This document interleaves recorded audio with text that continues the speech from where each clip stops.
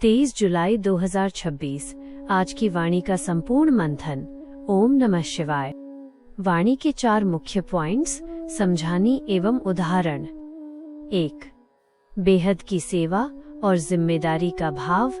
समझानी। बाप दादा समझाते हैं कि बच्चों को किसी छोटे या सीमित दायरे में उलझकर नहीं रहना चाहिए। पूरा विश्व परमात्मा का घर मधुबन है।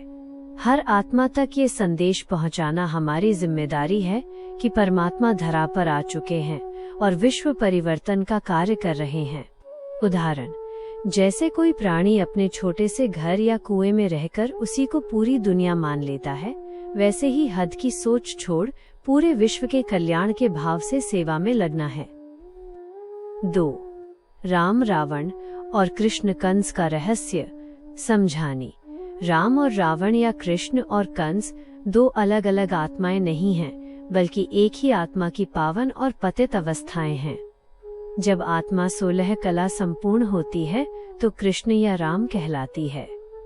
वही आत्मा 84 जन्मों का चक्र पूरा करके अंतिम जन्म में जब पतित हो जाती है तो कंस या रावण कहलाती है।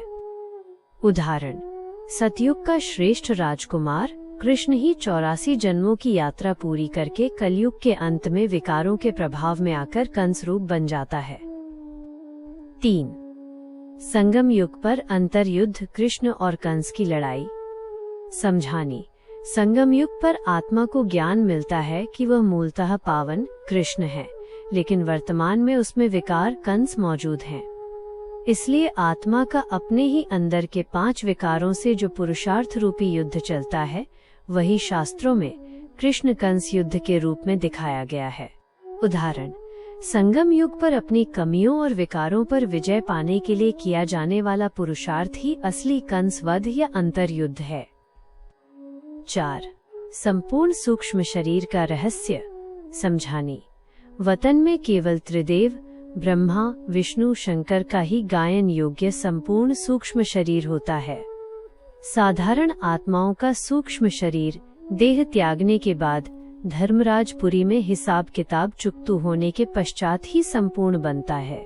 उदाहरण, ब्रह्मा बाबा ने जब पुराना शरीर छोड़ा तो उनका लाइट का सूक्ष्म पुतला सीधे सूक्ष्म वतन वाले संपूर्ण ब्रह्मा में लीन होकर संपूर्ण बन गया। स्वमान।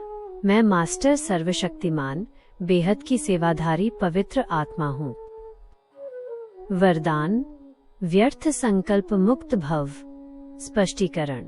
शुद्ध संकल्प का स्टॉक हो तो व्यर्थ संकल्प खत्म हो जाएगा। जो रोज ज्ञान सुनते हो उसमें से किसी न किसी बात पर मनन करते रहो। एक ही शब्द की गुह्यता में जाने से व्यर्थ संकल्प समाप्त हो जाएंगे। Short commentary. मैं शांत स्वरूप आत्मा हूँ। भ्रकुटी के मध्य चमकता हुआ एक दिव्य सितारा। अपने मन को हद के बंधनों से मुक्त कर बेहद की सेवा में स्थित कर रही हूँ। परमपिता शिव बाबा से शांति और पवित्रता का प्रकाश मुझ में समाता जा रहा है। मेरा मन व्यर्थ संकल्पों से मुक्त केवल ज्ञान के मनन में लीन है। ओम नमः शिवाय।